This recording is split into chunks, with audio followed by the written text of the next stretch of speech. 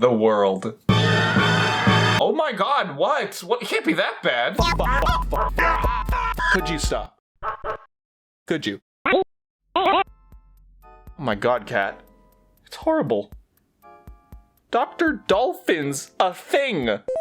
Wildlife. Well, escapism has always been a hoot, and I haven't touched my GameCube games for a while, and I mean, is it just me? Is there something like weirdly nostalgic about the GameCube? Yeah, of course, you know, it was from my childhood, but there's a different feeling I get from it than like the NES or Game Boy games. It's a little weird, but that's its appeal. Is what I tell myself. For perspective, Nintendo was always mainly this. They were always towing the line, and the 80s and 90s was all the company was in terms of a gaming icon.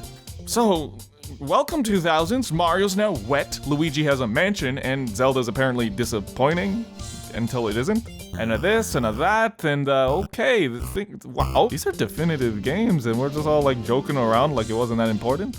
But comparing to the SNES and N64 days, a lot of this was kind of weird.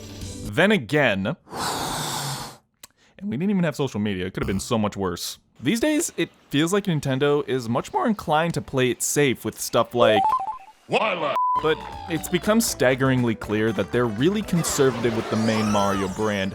Not even just from a fan perspective, like it's interesting to see how the choices have impacted the series, and I don't really care so much for what it is. Mario games are fun because of the gameplay. I could care less what he's doing with his free time. But I've noticed, like, Mario games have been different from these to these. I don't know why I said it like that. This to this. Why is he nowhere to shoes? You know, Mario changed. You know how I noticed? Because the mushrooms. When Mario was weird, they looked like this, and then all of a sudden, the mushrooms started looking clean. Wait a minute.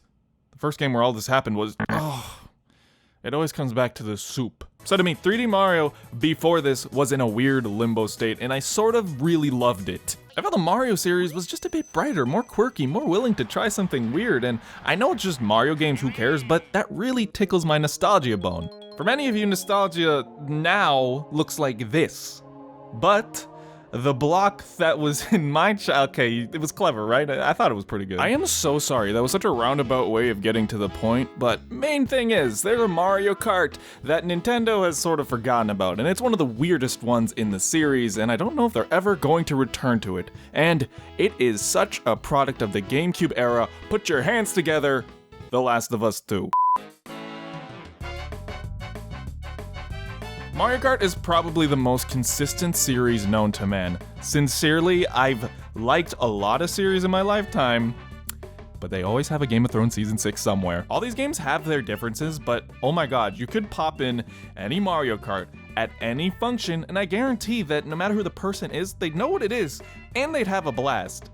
That's the appeal of Mario Kart, so I totally understand why they do this, and I'm not complaining, I love playing them.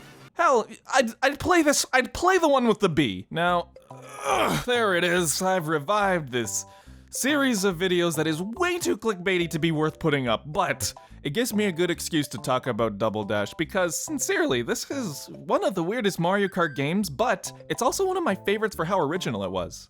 But like, being the black sheep of Mario Kart is like being the black sheep of grass, so what makes this so weird? Well, it's the only one that screams at you. Generally, what I kind of like about this game is it sort of feels like a spin-off of Mario Kart instead of like one in the series.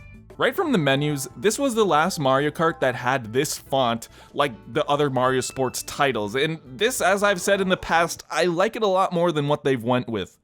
You ever the only person that cares about something? But this game, whew, everything looks like a fruit gusher, and it sounds like it too. Like, I just love the colors of the menu. Again, after this, they want it to be like an Apple commercial. At least this one still has blue. I appreciate you. Anyways, I'm sorry, I forgot what I was saying. I don't want to patronize you about Mario Kart. It's Mario Kart. Do I patronize you about air? Possibly. Please make sure you have a filter. So let me tell you stuff you probably didn't know about this game. The Koopa's eyes do X's when they're hanging off the back of the cart. This Peach power-up, if you touch an item on the track, you get the item. I was heavily influenced by the patriarchy as a kid. I never played Peach and Daisy, and I regret it very much. Well, at least I came around. I have a pink lamp now. This is the first game where items can fall on the track and can be used. If you mushroom into an opponent, you can steal their item. Also, apparently you can mushroom if Lakitu drops you, which why? This fish showed up sometimes. That meant something to me. Anyways, let's go into why this game is so unique. The double dash is not an ability in this game at all. I don't know why they titled it that. You can race with 2 racers in 1 cart. So that means they included a whole egg carton's worth of characters for this title, which makes use of some classic iconic duos. Why are you looking like this? It looks like you got caught sneaking into a movie theater. I know it isn't a crazy unique concept, but this makes it so you can race with your own combination of characters, which makes each race kind of feel like their own. 15100cc, the characters stay with their true pair, like God intended. But if you mix and match, then that means your intended partner mix and matches with the other character. And I don't know, when I was younger, it would just be funny when you'd see these two together, like there was some sort of betrayal plot going on. But in 100cc onward, everyone is mixed and matched, and my storytelling brain just goes haywire because why are these two hanging out? How did they get? I ship it. I want a man that can pick me up and sweep me off my Donkey Kong!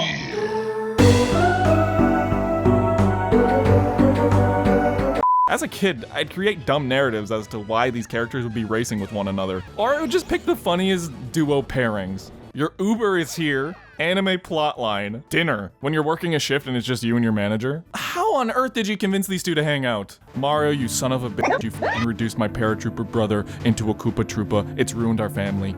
But I'm gonna race with you to win the cup. Side note, oh my god, the unlock screen is just so hype. I don't even care what I'm getting. It could be a dumb Kart reskin, the music, and the fucking confetti. Oh yeah, that's right. You just unlock Toad, I guess. Like, Toad's smiling, but look at his pose. He's not happy about having to wait a while to be unlocked. And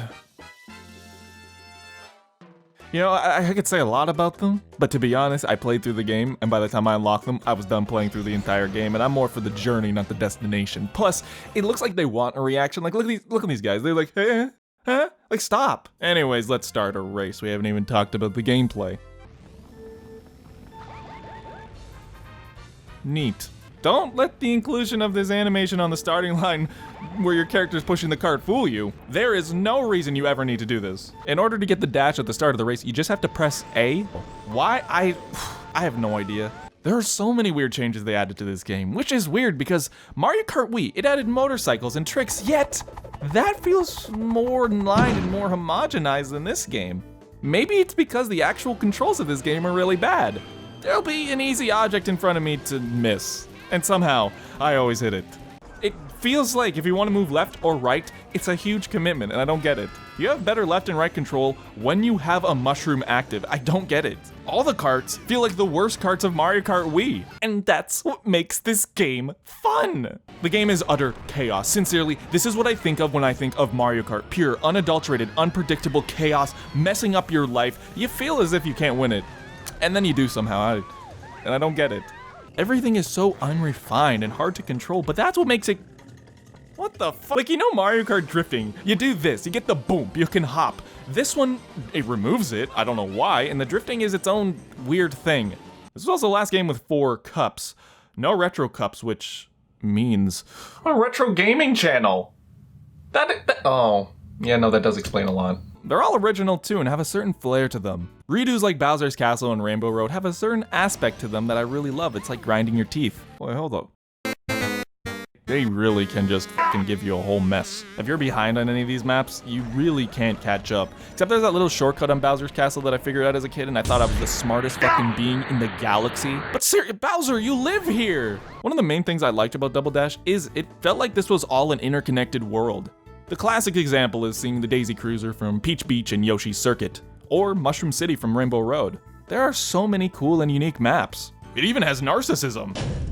But overall, I like the courses. My favorite being DK Mountain. It was the spot as a kid. Just like you can see it to understand. You start down here and then you're at the top and you're like, hey, how was that? So I already said this game is chaos. We haven't even talked about the items. So you do have a lot of the traditional Mario Kart items, but each pairing of characters also have their own unique item that only they can get. You get like a big banana, big Bowser shell, a golden mushroom, and a goddamn Yoshi egg! took them this long to do this. And because you usually race with all possible racers, it can get pretty messy. This is also because you pretty much are left defenseless in this game. You can't rely on DK's afternoon snack to be put behind you and protect you from shells. They removed that feature, so I mean you can still defend yourself if you throw something at the right time, but it's really hard and also inaccurate. Also, you can do this. Please hire me. But because it's such an offensive-based game, it makes it very fun, and also a lot of bullshit too. And even though I say this, I feel like the item balance is actually pretty good. You don't get a lot of blue shells, and you don't get lightninged all the time. It really feels like when you get something, it's valuable, which I sort of appreciate. More or less, that's all I wanted to talk about from this game. Since the Wii, it sort of feels like they all have the same shtick, but this one chose to be different, and it stands out in my mind. So I really hope they reinvestigate this idea, because I think the Mario Kart series could benefit from it. You know, this game is like weird in its own lane, and it's like, I'm glad they experimented with it, but then also you kind of realize it was like a last second essay they submitted at 12 a.m. because Luigi on the box art is backwards. Wildlife.